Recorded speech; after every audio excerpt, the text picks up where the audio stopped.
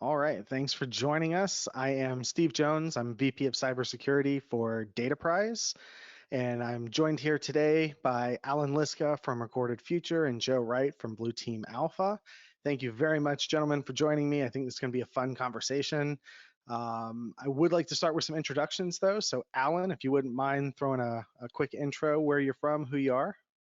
Sure. So my name is Alan Liska. I'm an intelligence analyst, and I'm part of the CSERT team at Recorded Future.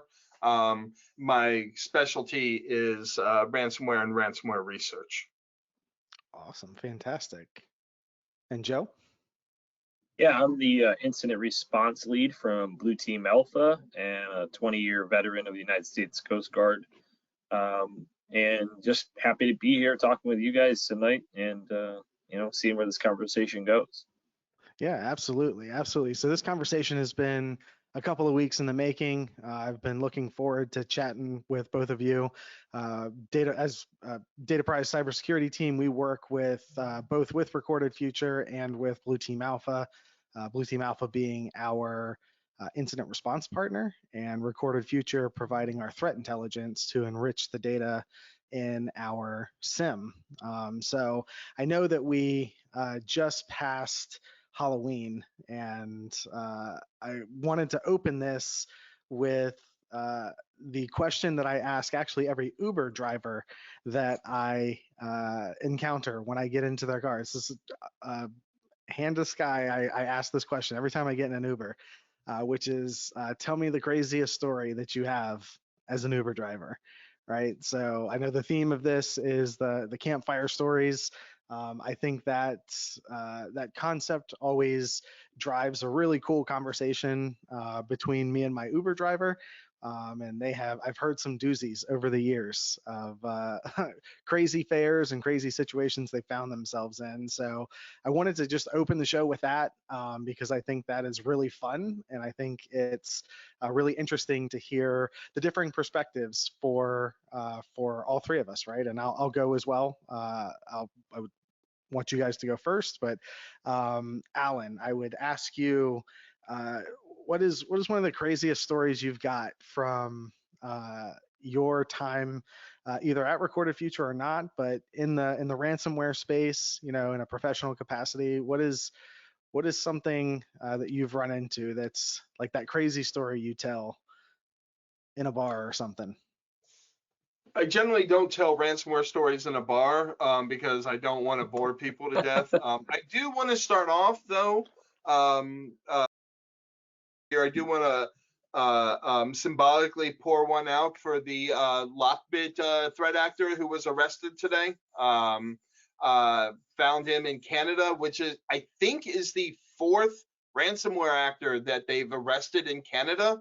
And since the population of Canada is six, I'm pretty sure that most of the population is basically running ransomware operations out of their little cabin somewhere. So just Weird Al had a song about not trusting Canadians, and I think we should have all listened to him. So That's hysterical. I think my favorite ransomware story is I was helping a small town that got hit with ransomware, and they got hit pretty bad. That part's not my favorite part, but they had 200 machines in their network. All 200 machines were encrypted except for two. The two that weren't encrypted were still running Windows 98 because the Windows 98 machines, even though they were connected to the network, didn't have the right cryptologic APIs for the ransomware to call, so they couldn't encrypt those two machines. Now, I'm not suggesting running Windows 98 as a strategy to defeat ransomware, but I'm also not suggesting that. You do No, whatever you want to do. I heard a story today that somebody was telling me that they had a client that was running three separate endpoint products at the same time, simultaneously on all of their endpoints, and still got ransomware. Well, yeah, because if you're running three separate endpoint products, all the machines are so slow they can't actually get any logs and alerts out to the SIM. Yeah, I can't imagine the amount of infighting going on between those three endpoint products. Yeah. Let me ask you a question, and I heard about the Lockbit actor that was arrested. I happened to see the article there. What do you think it is about Canadians and ransomware? That I don't know. I like to joke because one of the best ransomware researchers, Brett Callow from NCSoft, is Canadian, so I like to joke and give him grief about that. I think honestly, we're probably in the US, there are probably a lot more ransomware actors that just aren't getting caught. I honestly think the Canadian police, working with Europol, are doing a really good job of tracking down transactions and activity and getting people arrested. So I um, I put it more along the lines of, really effective police work. And I hope we start doing more of that here in the US, looking internally and not just externally for some of these affiliates. Yeah, that's actually really interesting. I was at a meeting earlier today where there was an ex FBI senior official who was there, and I actually found this really interesting. One of the opening statements that he made to this group that we were with was around how he used to get people asking him all the time, as cybercrime increased and ransomware got worse, what the FBI was going to do to help thwart this menace, this scourge. And he said, I always had to sit there and look at him and tell him, the FBI is a law enforcement agency. They're not there to prevent this or to stop these things. We're there to come in after the event and hopefully arrest the bad guy, right, and bring them to justice. But the Canadians are certainly doing something special up there, something different, and that's very interesting to hear that so many of those ransomware actors are being rounded up there. So I didn't get to actually read or actually even know about it till you guys said it today. I've been a little bit busy. As you can see, I'm in a hotel room. How dare you do actual work? But was it a Canadian national? Was it someone from a foreign country who had just been moving around up there? I didn't Russian national living in Canada. Interesting. That makes it more interesting as well. Yeah, I know, big shocker that it was a Russian national. But yeah, details are starting to come out. But I think what is interesting in the FBI release is they say they've been looking at Lockbit for 2.5 years. So there's a lot of speculation, and of course it's speculation because FBI doesn't share anything, that this is just the first domino that's going to start everything else falling, the way that they've done to other ransomware groups. Interesting. Yeah. That's a crazy story, man. And I hope they start to see more stories like that, where a lot of these guys are being rounded up and brought to some justice there. So, Joe, let's move over to you, man. What is in the world of incident response, man? What's one of the craziest things you've seen? What's a horror story you've got? Well, I mean, it's a horror story always for me coming on scene, because you're walking into the worst day of everyone there's life. I mean, essentially when you walk in, it's like somebody died. The people are scatterbrained. They're going through mental anguish, and so it's tough. I think the worst stories for me are the ones where you get in there and they don't really know what's going on themselves. They don't have answers. They don't have network maps. They don't have their subnets ready. They don't even know where their DC is located, but they know they have one somewhere. Those ones are tough. But most recently, about 7 days into an engagement, full encryption, one of the employees brought a video where he was sitting at home watching as the threat actor was moving around and deploying the ransomware. So instead of reporting it, he pulled out his phone and videotaped someone accessing his computer remotely and running software and shutting down services. So we actually got to watch the entire threat actor in, his indicators of compromise and what he was doing and how he was doing it, which was quite interesting. But you always have to ask yourself, why wouldn't you just report it instead of letting it happen and watch it? So it was interesting. It's good. It was fun to see, and it gave us some very good insight as to how to recover them and stuff of that nature. But that's a wild one for me, that the user was able to do that. Yeah. I was going to say it's interesting because we heard the same thing about Uber when Lapsus, it was Lapsus, right, that stole the data from Uber, where they broke in, they got to the Uber Slack instance and posted that they had broken in.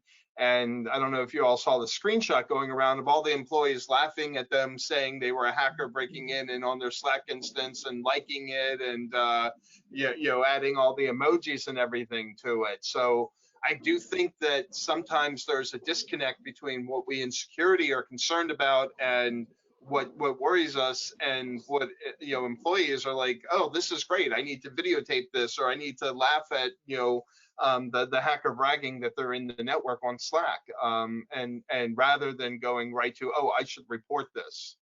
Yeah. So Joe, the way you said or started your story made me also want to peel back the onion layer on on you as an incident responder, right? I mean, I think we tend to talk a lot about the job and the technical components of what we do, but the way you opened your example made me want to ask you about kind of the human toll of what you do. And the thing that specifically triggered me to ask the question was you talked about how a lot of times when you're meeting people, it's the worst day of their life, right? I mean, they're going through a crisis, everything's going wrong, it's a horrible day, the business is in trouble. So I kind of wonder, from your perspective, what is that like? I guess kind of emotionally, physically for you, right? Coming into these situations, what's the human toll for an incident responder that is doing this for a living? I would say that, when you're learning, you're going through college, you're getting your certificates, you're getting some of that info to really start this journey in cybersecurity, they don't really ever talk about that aspect of it, right? They don't talk about the human aspect of it. And I kind of relate it to like death.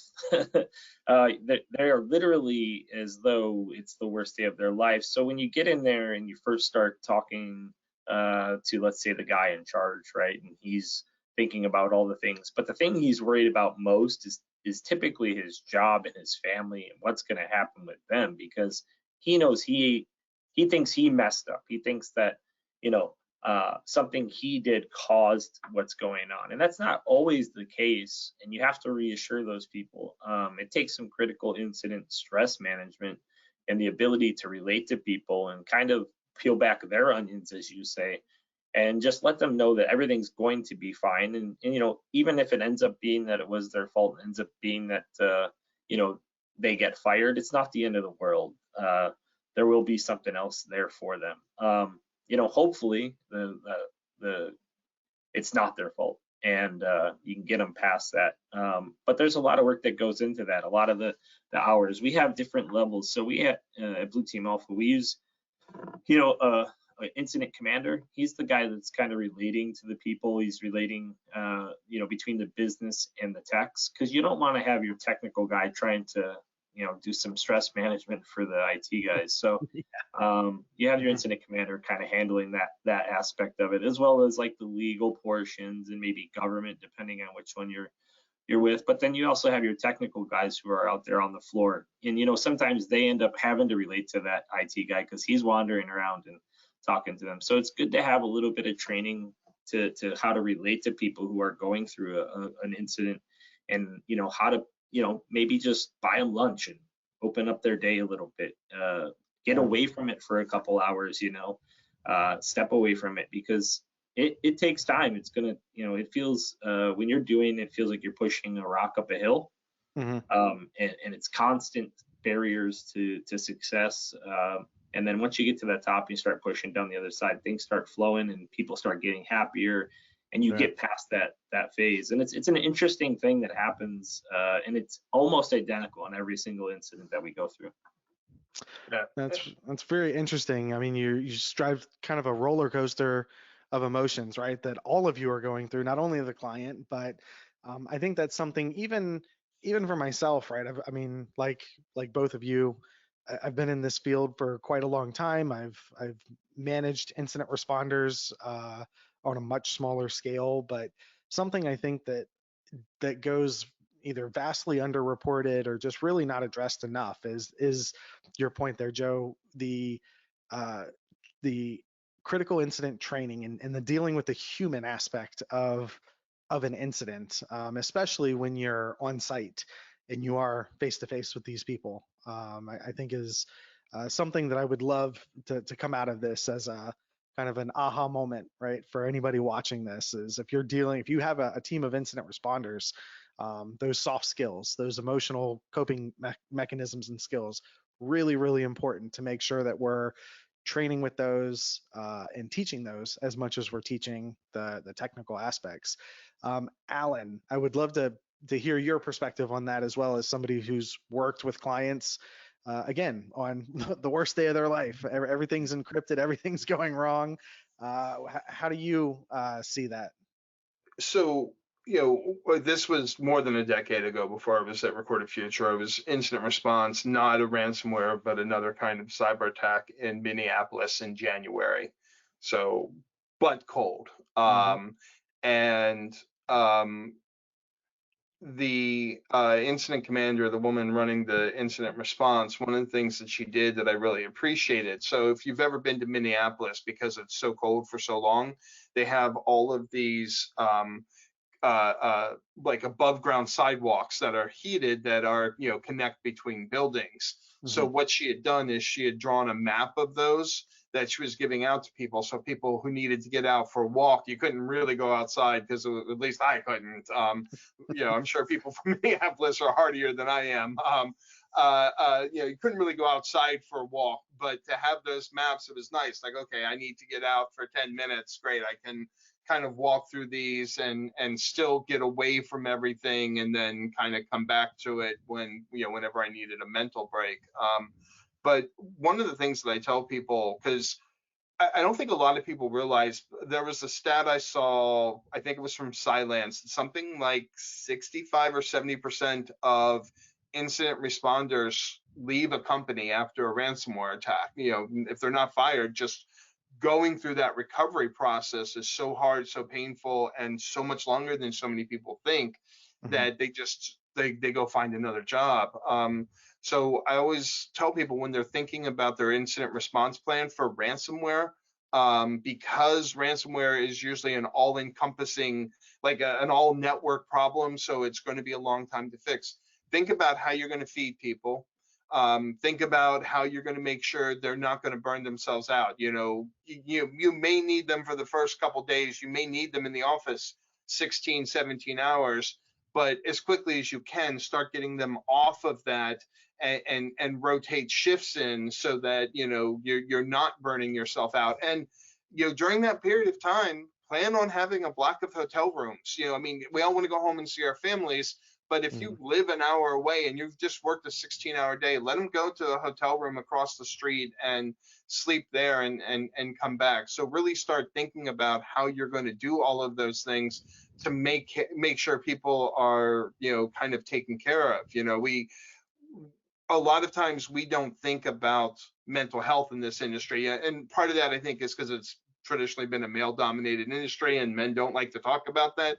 But there is a lot of burnout. There is a lot of mental health challenges that come after these attacks. And I've seen, I don't want to use the term PTSD because I don't think it's quite that bad, but I have seen, after companies get hit with ransomware incidents, they are really skittish about a whole lot of things after that for a long time, for alerts and stuff like that. So you really have to think about how you're going to help them kind of work their way through that so that they're not going to burn themselves out. Yeah, that's another excellent point. The having hotel rooms and thinking about the people toll, dealing again with ransomware, incident responders in general.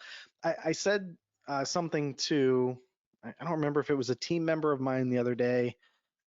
I said this, it just kind of came out of my mouth. I didn't really think much about it at the time, but listening to both of your stories and kind of the insight behind the people and the horror stories that we deal with in this industry, I said I feel like IT people in our business, um, will work themselves into burnout by default, and I don't mean to say that we're the only industry that does that, but there is something about this industry, I think, and in my experience, that makes us more prone to going down that path or to working to the point where we are at burnout.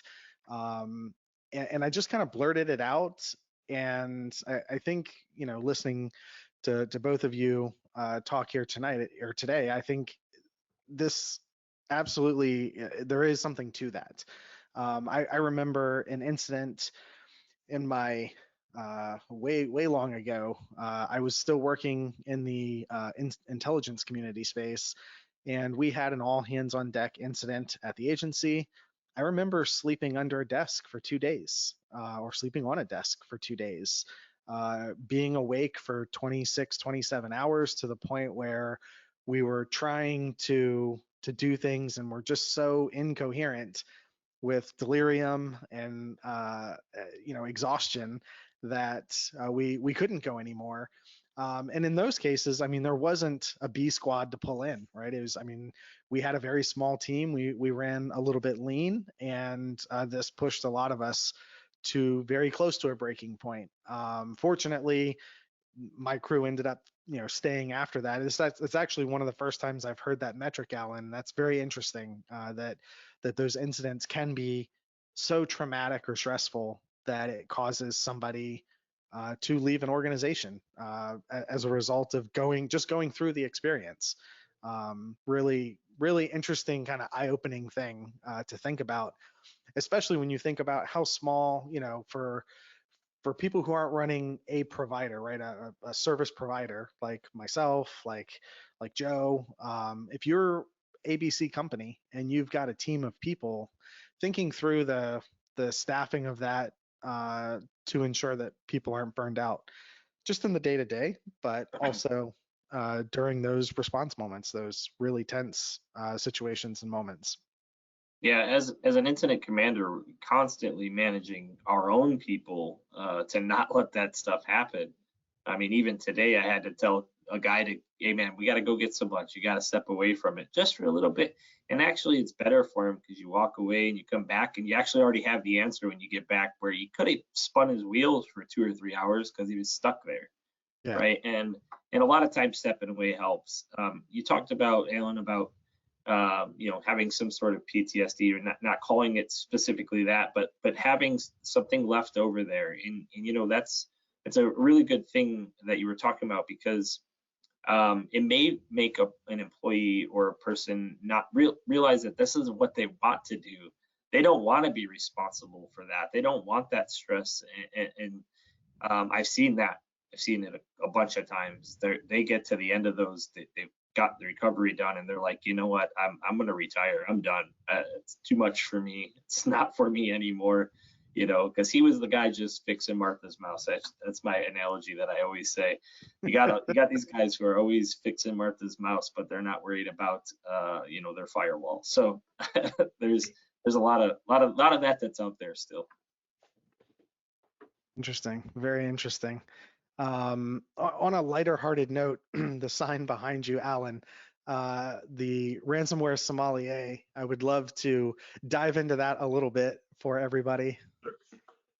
So it started with an article I was quoted on CNN, where the reporter couldn't remember my title, and so he put ransomware connoisseur as a kind of placeholder meant to go back to change it. And then he forgot, and his editor just kind of let it slide, assuming that, because we have weird titles sometimes in our industry. And so he, kind of let it, it went through and it got published.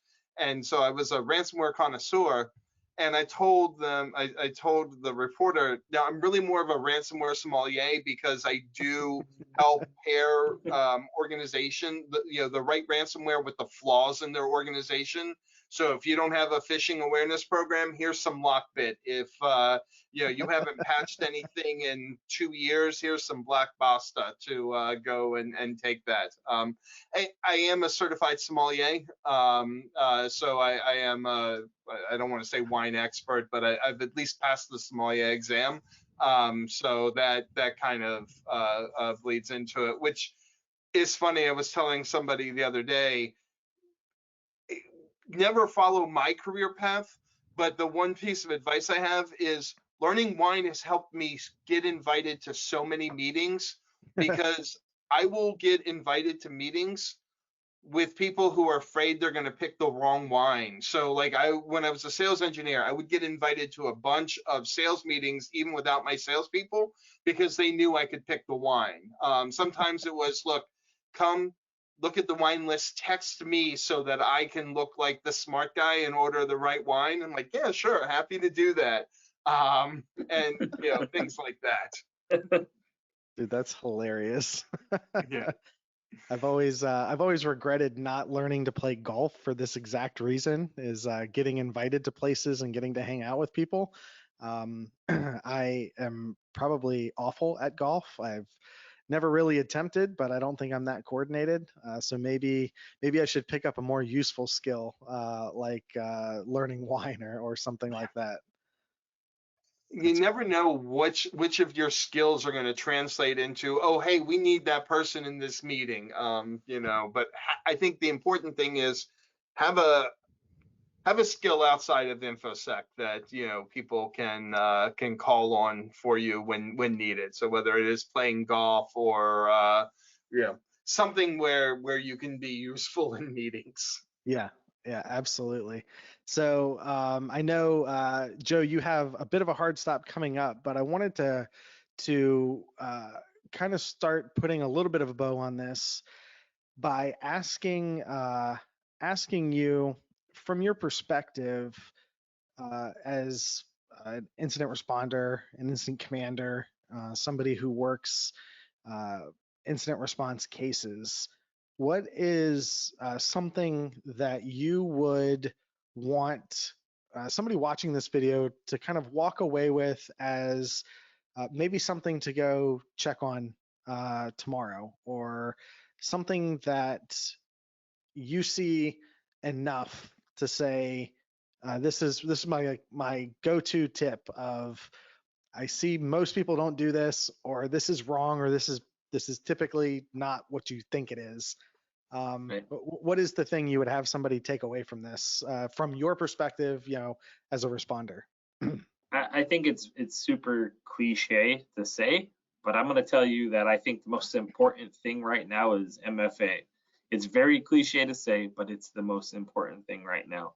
We have so many customers, and from basic email compromises all the way to ransomware that start with MFA. And you're talking about MFA on everything from email to VPNs to any application that you're doing, any of that stuff.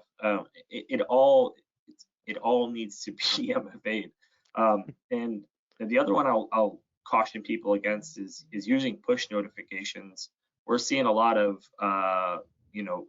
I don't know what they call it, but I call it thirsting. They continuously keep hitting your password, right? They keep hitting it and you keep getting the push notification, and you've ignored it a million times, but that one time you hit yes, you just let the threat actor in.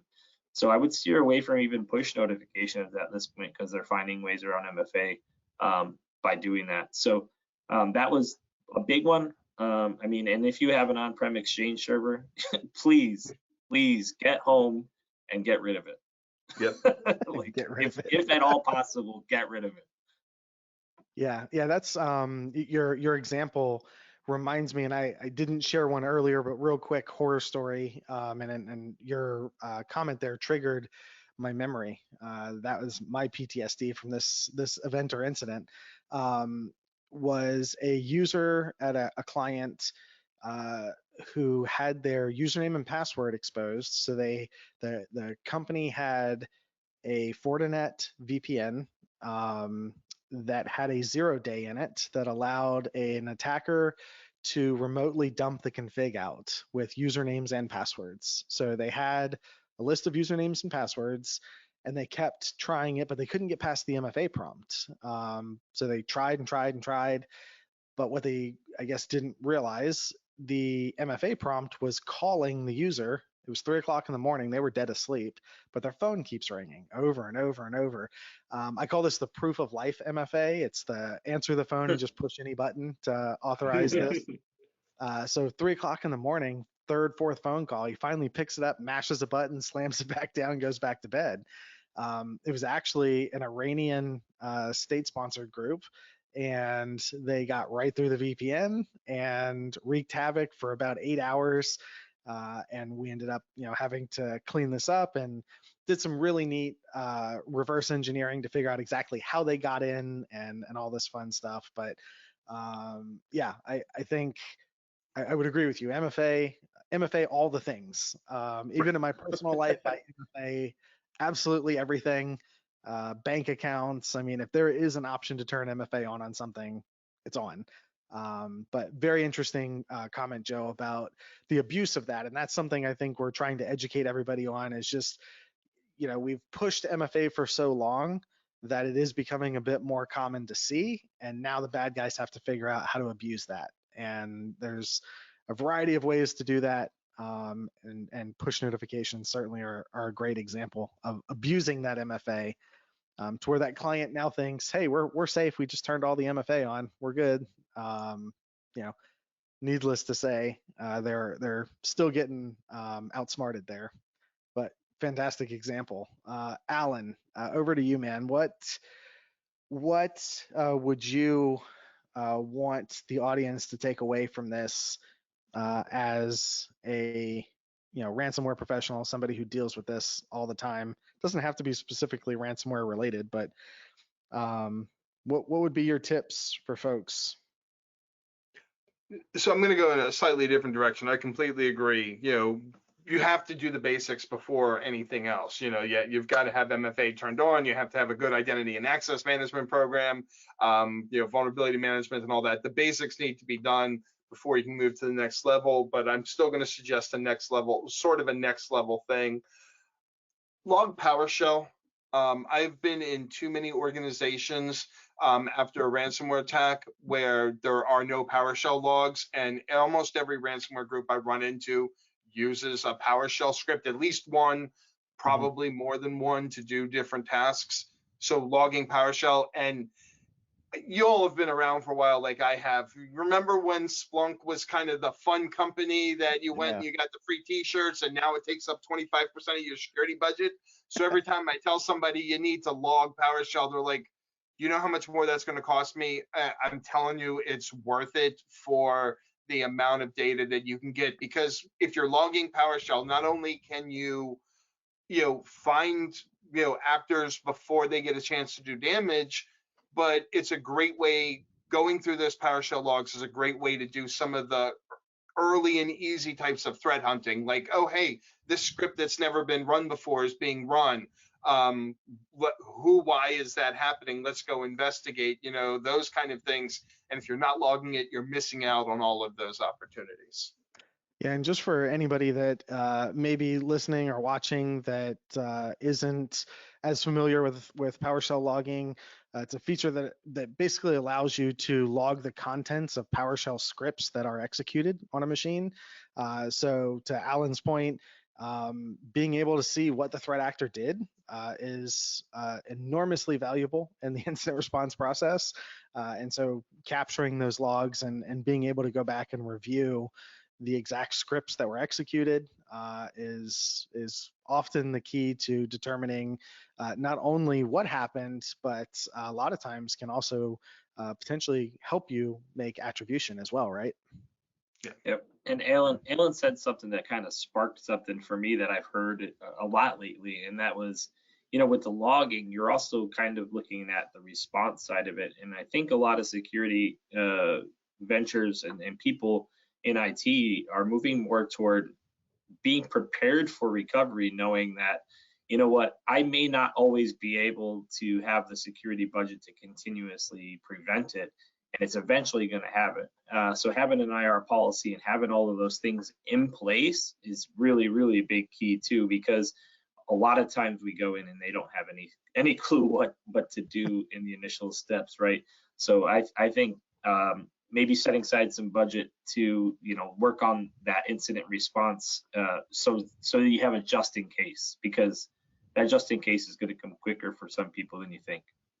And put that incident response plan, either print it out or put it on a USB drive somewhere where you'll remember where it is. Because if encrypted, it's not doing you any good. Yeah, that's sure. actually a super pro tip from Alan there, which is, your incident response plan, any of these planning documents that you may need to rely on in a crisis, you should absolutely have physical copies of, because if everything gets ransomwared and that's on the drive that's ransomwared, guess what? You have no incident response plan anymore, and you got to go find it. So printing it out old school in a 3-ring binder and sticking it on a bookshelf or in a desk drawer somewhere can end up saving your bacon.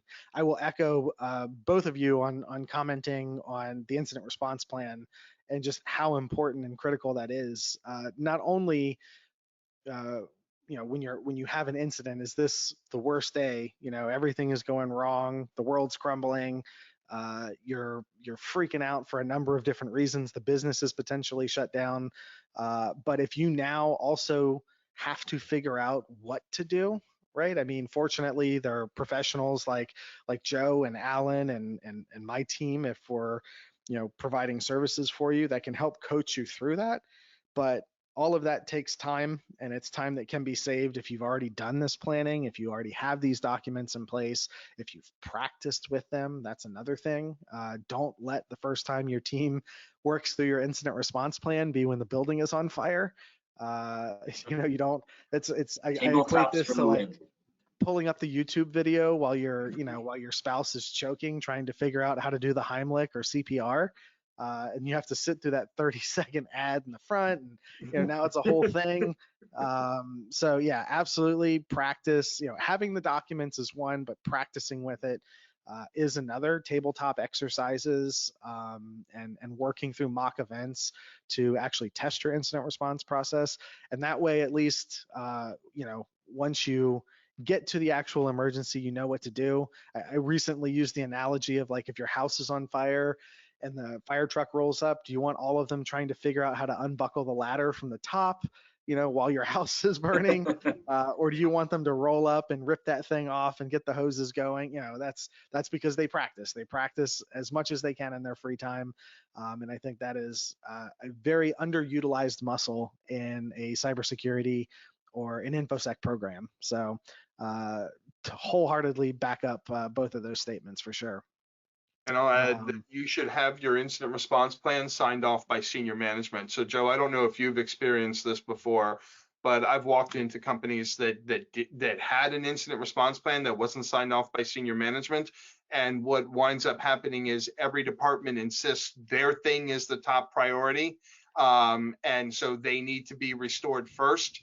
And if you don't have an incident response plan signed off by senior management that says this is what we're going to do and this is the order we're going to do it in, that you can then go talk to the CEO. If you don't like the order, this is what he or she agreed to.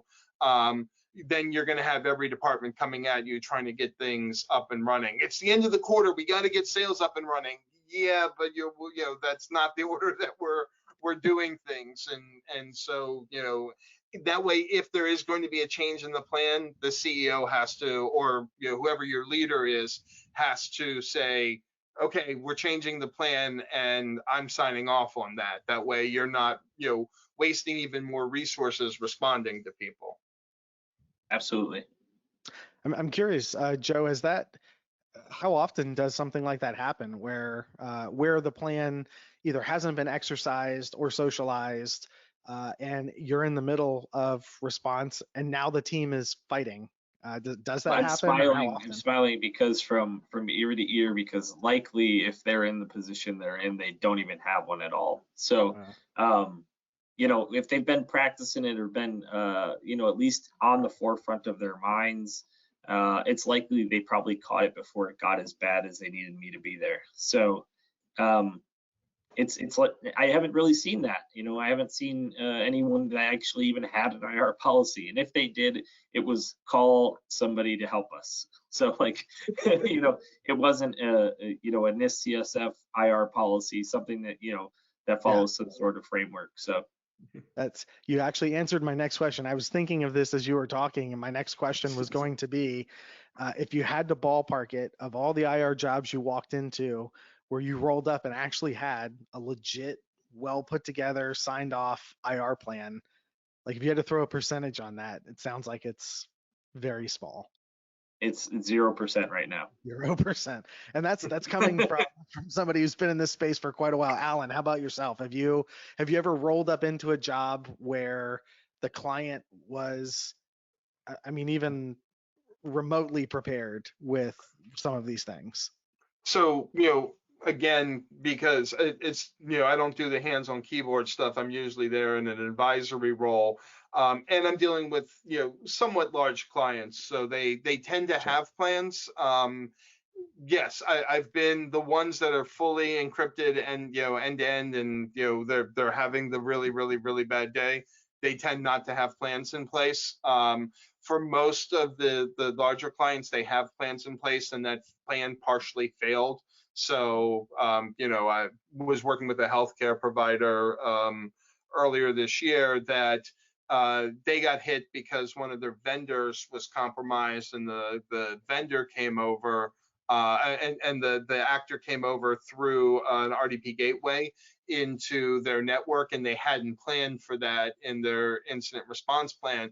Fortunately, they had good network segmentation, and they were able to isolate it fairly quickly.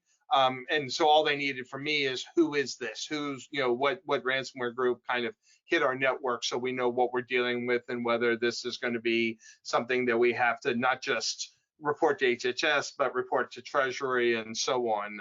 So that was better, as they were kind of going through their recovery. But yeah, for the ones that are fully kind of end-to-end encrypted and running around, they generally don't have a plan in place. Interesting.